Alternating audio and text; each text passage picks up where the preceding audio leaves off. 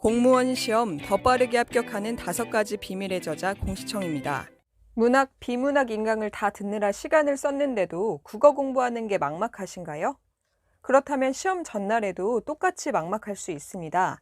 국어 공부할 게 너무 많아서 스트레스 받으시죠? 문학을 보면 현대시, 고전시가 현대소설, 고전소설, 수필, 희곡까지 하면 작품이 너무 많아요. 거기다가 비문학은 지문을 읽고 문제를 풀긴 푸는데 제대로 독해하고 있는지도 모르겠고 국어 문법 규범을 달달 외운다고 해도 문학, 비문학을 정복하는 것이 굉장히 막막합니다. 저는 국어, 문학, 비문학 기본 강의를 거의 안 들었지만 시험에 나온 문학, 비문학 문제를 다 맞췄습니다. 어떻게 그랬을까요? 베이스가 있어서? 국어 성적이 오르지 않는 건 이미 다 알고 있음에도 틀릴 때가 훨씬 많기 때문입니다.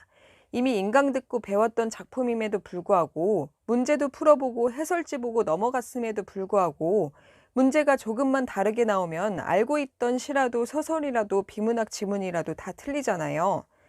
원래 책을 많이 읽어서 국어를 잘하는 사람일 거야? 그러면 책을 많이 읽으면 될까요? 지금 공부하기도 바쁜데 갑자기 책을 많이 읽을 순 없잖아요. 제가 문학, 비문학 인강을 제대로 듣지 않고도 95점을 받은 이유는 지문이 출제될 때 문제가 어떻게 나오는지 미리 알고 있었기 때문이에요. 저는 출제자가 문제를 어떻게 틀리게 내는지도 알았어요. 제가 공시 준비할 때는 수능 본 지 10년 가까이 돼서 공부했던 문학 작품이나 비문학 지문에 대한 내용은 다 머릿속에서 사라졌는데 머릿속에 뜰채는 남아 있었어요.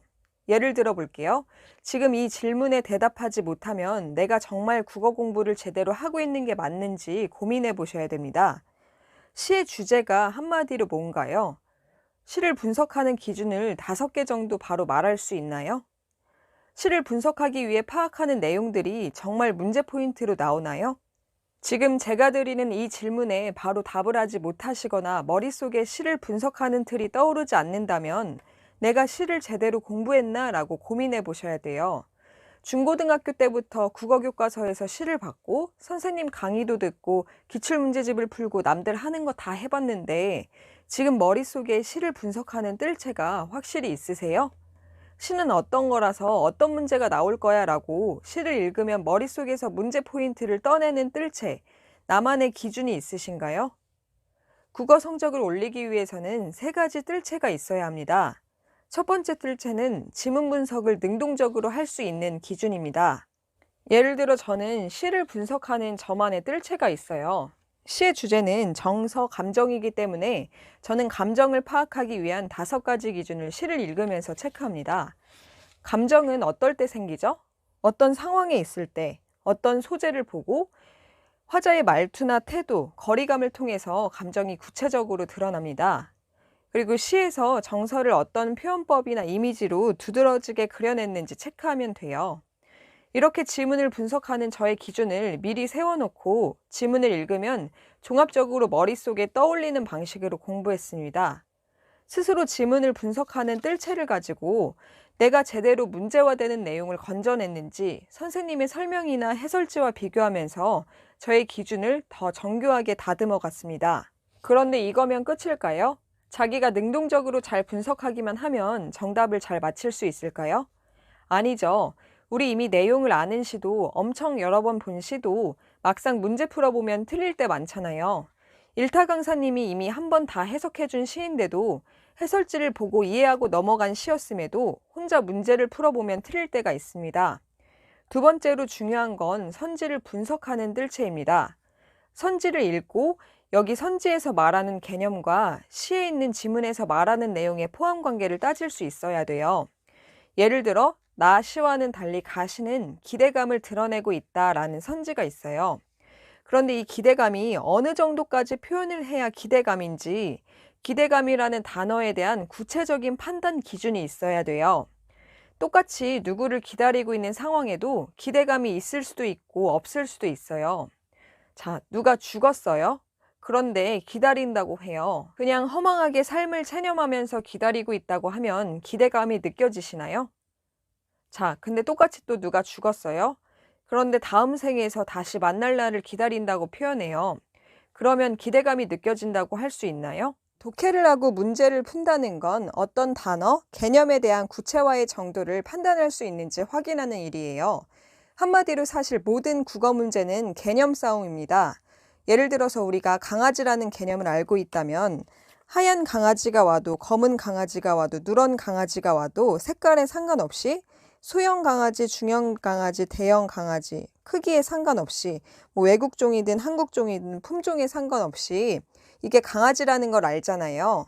왜냐하면 우리가 개념을 만들어낸 것 자체가 구체적인 대상에서 공통적인 속성들을 뽑아서 이걸 추상이라고 해요. 추상화해서 개념을 만들었기 때문이죠. 그러면 개념을 보면 구체화할 수 있어야 돼요. 내가 강아지라는 개념을 정말 잘 알고 있다면 이거의 크기에 상관없이 색깔에 상관없이 품종에 상관없이 이게 강아지라는 걸 알잖아요. 여러분은 출제자랑 개념 게임을 하는 거예요. 너 이 단어 알아? 이 단어 진짜 알아? 이거의 구체적인 예로 이게 포함돼? 한 끗 차이로 점층법에 대한 포함 관계가 벗어나는 예시를 줘도 너가 구별할 수 있어? 출제자는 문제를 통해서 여러분과 이런 게임을 하고 있어요. 제가 1급 비밀 출제자가 문제를 만드는 방법에 대한 영상도 올렸으니까 한번 보시고요. 선지를 구체화해서 생각할 수 있는 뜰채를 가지고 문제를 분석하세요. 이렇게 하면 배웠던 내용도 조금만 다르게 문제가 나오면 틀리는 자책감에 빠지는 공부를 하지 않을 수 있습니다. 자, 그러면 첫 번째로 시를 분석하는 기준에 뜰채도 있고 두 번째로 선지를 파악하는 뜰채도 머릿속에 있어요. 그러면 모든 문제를 다 맞힐까요? 제가 공시에 나왔던 문학, 비문학 문제를 다 맞췄다고 해도 지금 다시 문학, 비문학 문제를 풀면 무조건 틀릴 수밖에 없습니다. 왜일까요? 머릿속에서 글을 읽고 판단하는 기준이 최상의 상태가 아니기 때문입니다. 세 번째 뜰채는 피드백 뜰채입니다. 피드백을 통해서 정답을 고를 수 있는 최상의 상태로 계속 만드는 거죠. 최상의 상태로 어떻게 끌어올릴 수 있을까요? 최상의 상태로 끌어올리기 위해 머릿속에서 끊임없이 부족하거나 필요한 것을 피드백하면 됩니다. 예를 들어서 제가 다시 공부를 시작하게 되면 국어 공부는 시험을 보는 시간과 비슷하게 아침에 공부할 거예요. 아침에 시험 볼 때 머릿속이 몽롱하지 않도록 준비 작업을 하는 거죠. 특히 언어 영역은 좋은 컨디션을 유지하도록 매일 꾸준히 몇 지문씩 풀 거예요. 그리고 생각의 과정을 기억하려고 노력할 거예요. 예를 들어서 시 문제를 풀었을 때 화자의 태도를 고르는 문제에서 자주 틀리면 왜 틀렸는지를 분석하면서 틀리게 만들었던 생각의 과정을 스스로 피드백해요. 헷갈리는 문제를 맞췄다면 정답을 골랐던 생각의 과정을 피드백합니다. 오늘 하루 이 문제 분석하고 풀었어 끝 이게 아니라 하루하루 실력을 쌓는 게 연결되는 연속성이 중요해요. 생각의 과정을 기억하면서 내가 어떤 부분이 부족한지, 부족한 점을 해결하기 위해 어떤 공부가 필요한지, 어떤 걸 잘하고 있는지 피드백하면서 최상의 상태로 끌어올리는 거죠. 지금까지 3가지 뜰채를 말씀드렸어요. 지문을 능동적으로 분석할 수 있는 기준인 지문의 뜰채, 두 번째로 포함 관계를 구체적으로 따지는 선지의 뜰채, 세 번째로 정답을 고를 수 있도록 최상의 상태로 나아가는 피드백 뜰채. 저는 이렇게 3가지 관점에서 문학, 비문학을 공부했는데 책에 글로 정리한 내용을 영상으로 풀어서 설명하기에는 시간이 좀 오래 걸리네요. 시간이 될 때 구체적인 문제풀이 방법이나 비문학 접근법도 영상으로 담아보겠습니다. 힘!